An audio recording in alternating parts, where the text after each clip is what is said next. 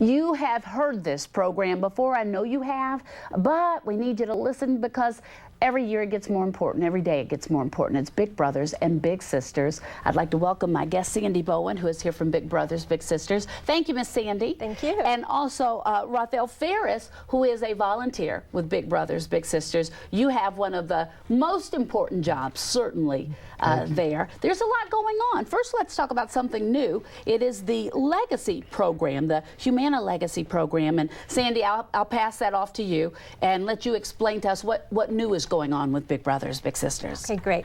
Well, this is the newest initiative. We were very, very fortunate that the Humana Foundation is supporting the Legacy Program, which allows us to engage more volunteers, Big Brothers, Big Sisters that are 55 years and older. And that's done for a couple of reasons. Number one, we have found that the older volunteers, those 55 plus, those matches last 3 times as long. Really? Yes, as the others. And it's very good for the health and well-being of those 55 years and plus. It keeps them engaged, it keeps them active, and it makes them feel like they're doing something really good for the community, which they are. Because they are. Absolutely. And many times those of us who are that seasoned, we do have a lot to give. And for a young person to just be able to listen for a minute, especially with somebody who cares about them, makes a difference. Absolutely, and these folks can share their experiences. And when you say season, their parents, their grandparents, they know what the needs of kids are, and they're willing to share it. Right. Big Brothers, Big Sisters, in a little nutshell, I cannot imagine that there's someone that doesn't know what you do, but to put it in a nutshell, what would it be? The program matches children and young teens with an adult in the community who really is going to share an hour or two every week or every other week with the child and just spend some time. And these are kids who come primarily from a one-parent family. And the parent is the one that is so anxious for the child to have a big. And that's because often they just don't have the time. It's not that they don't want to, it's just they don't have the time. And maybe don't have the time, but you know what?